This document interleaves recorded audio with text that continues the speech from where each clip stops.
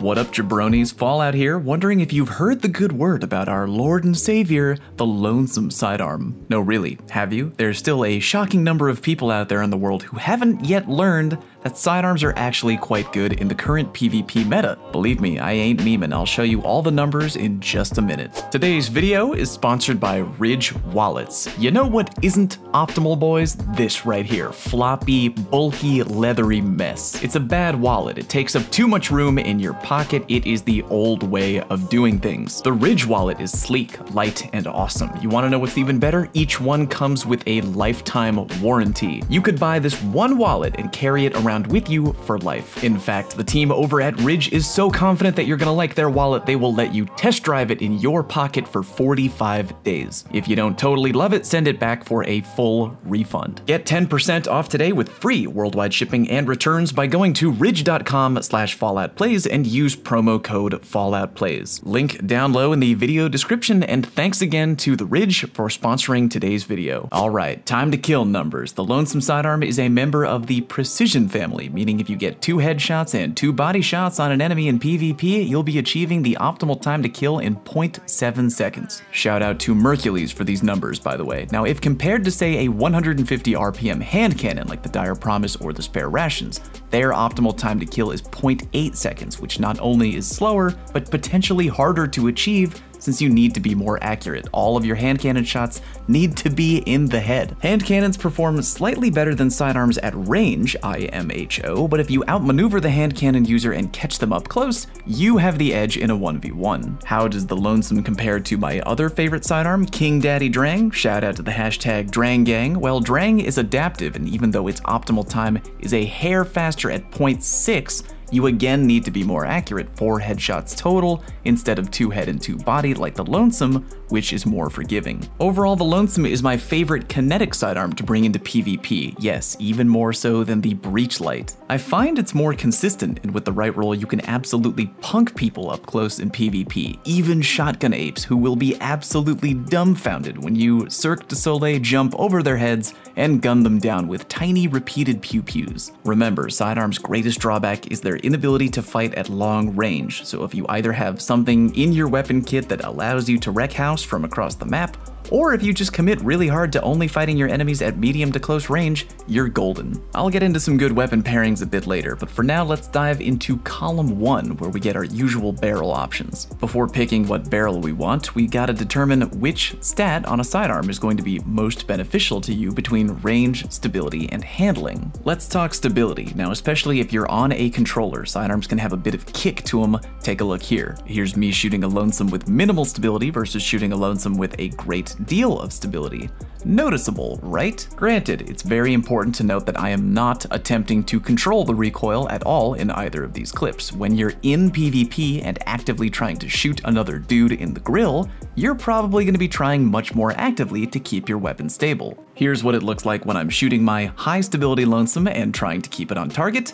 And here's what it looks like when I'm shooting my low stability Lonesome and trying to keep it on target. As you can probably tell, with me personally, I don't have a lot of trouble trying to keep my Lonesome stable, even when the gun has low stability overall. If you find that you value stability on your sidearm a great deal, then aim for that in column 1. Me, I appreciate having it for sure because it makes things easier when you shoot, but it isn't my priority. For that, I'm going with range. Improving your damage drop-off point and overall accuracy could mean the difference between living and dying up close, and since I feel I can adequately adjust my handling via armor mods, I'm just going to try and pimp out my range for PvP. But Fallout, what about recoil direction? For an auto rifle, pulse rifle, or fusion rifle, basically anything with the word rifle on the end, I may care a great deal about recoil direction, but for sidearms, it's not really a priority of mine. The Lonesome has a default recoil direction of 90, indicating that it tends to kick slightly to the left, as indicated to the extreme in our side-by-side stability test. When attempting to control the kick of my Lonesome, I don't often feel the recoil direction needs correcting. If you do, I would strongly recommend going with extended barrel in column 1. That'll put your recoil direction up to a rock-solid 100, literally the perfect number for recoil, as well as giving you a 9 to your range overall. If you're craving a little extra stability, as mentioned, then you are looking for small bore, which gives your Lonesome a 6 to both that and range. The final two barrels worth looking at are going to be full bore and hammer forged rifling. Hammer forged with the straight up 9 to range with no other penalties is hard to ignore,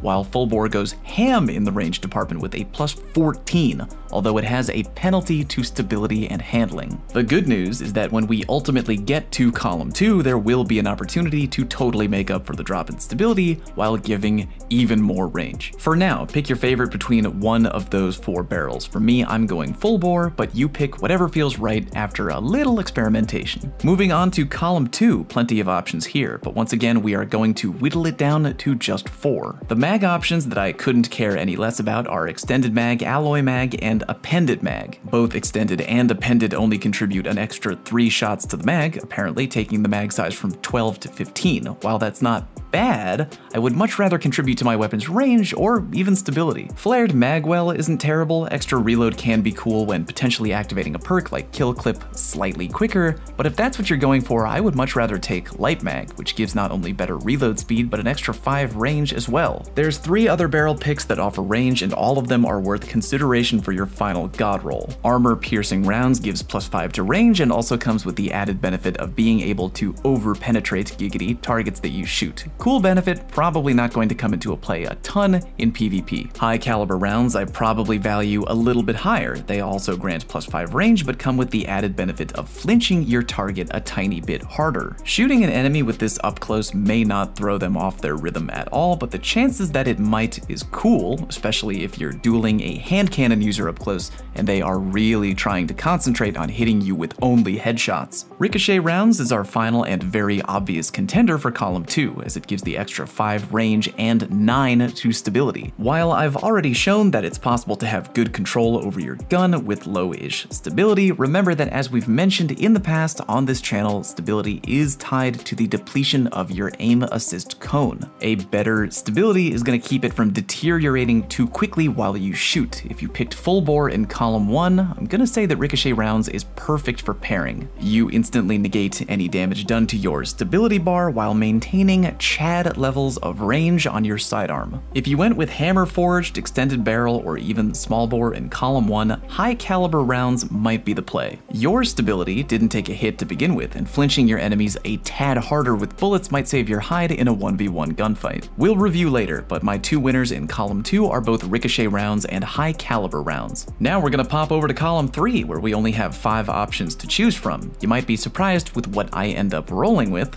but let's go through each one. Starting off, we have Grave Robber. As I've mentioned many times before, I feel that Grave Robber is a very well paired perk with Swashbuckler in column 4. If you love to melee and enjoy having a damage dealing perk that ramps up to maximum on a melee kill, Grave Robber is pretty much a no-brainer. Outside of that though, I would probably rather have something else. I don't melee a whole lot in PvP, but if you do, go for Swashbuckler. Next, we have both Rapid Hit and Outlaw, both designed to improve your weapon's reload speed. Outlaw triggers on a headshot kill, and Rapid Hit triggers on just landing repeated headshots, kill or no kill. Between the 2 of these perks, I'm going with Rapid Hit each and every time. Yeah, I value range more than stability on the Lonesome, but if you're comparing 2 perks that improve your reload and one of them gives you an extra bonus of stability, why not take it? It's literally free real estate. At the end of the day, I feel that Rapid Hit is a top tier contender. Be happy if you get it. Next, we have Zen Moment, which improves stability as you deal damage with your gun. This is definitely going to make it easier for you to land shots in the middle of a firefight, but once again, it's all going to boil down to personal preference. If you feel like you're having trouble managing the kick on the Lonesome, Zen Moment might be worthwhile to you. If you're already feeling hella confident landing shots, then Zen Moment would probably be a waste of a perk to you. If you got multiple rolls and one of them has Zen, give it a whirl, see how you feel about it overall. Finally, we come to Full Auto, which historically has been a huge hit or miss depending on the weapon I'm reviewing. With the Lonesome, I'm happy to say that for me, this perk is a hit. You might be scratching your head, oh Fallout, you schmuck, why full auto? It doesn't make your gun shoot any faster. True, it doesn't. Full auto only fires the gun as fast as it was designed to shoot, so why am I keen on it? on the Lonesome? Well, take a pulse rifle. Normally, I don't care a whole lot about firing in full auto because the rhythm of shooting a pulse at max speed isn't that hard to me. It takes time for all the bullets to come out in the burst, it's easy to pace manually.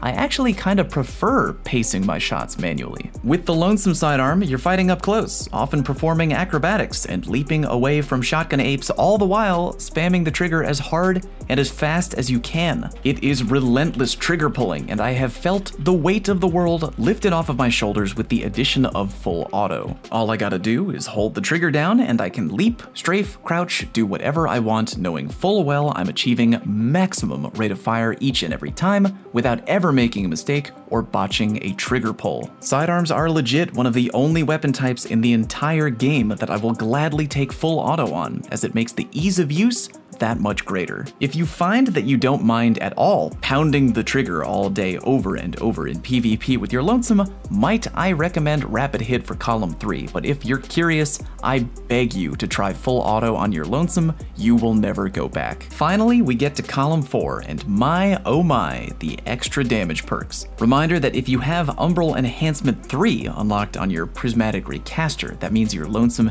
is going to drop with 2 perks in Column 4 on the condition you're getting these from Umbral engrams, which you absolutely should. Alright, Demolitionist, high tier perk for those who rely on grenades often in PvP. Y'all know who you are. If you don't have a nade heavy build, then I suggest using one of the other perks available here. I really hate casting aside both slide shot and opening shot. They are great options, but goddamn is it so hard to compete with perks that dish out extra damage in PvP. Opening shot is baller and makes it really easy to land that first shot in a 1v1 engagement, and slide shot not only gives you range and stability temporarily, but auto reloads a portion of the mag. If you dig those perks, yeah, I understand why, but man, call me a pumpkin spice drinking Ugg boot wearing basic bitch, but I am going with extra damage all day in PvP, which brings us to multi-kill clip Swashbuckler and kill clip. You know the drill, we got the usual suspects here. If you like to melee a lot, Swashbuckler is for you. Multi-kill clip is more fun in 6v6 game types, IMHO, and kill clip I prefer more often in 3v3. Gun to my head though, I'm going kill clip, man, I can't help it. So hard to ignore the raw awesome power of that 30-ish extra % weapon damage that you can get so easily by just killing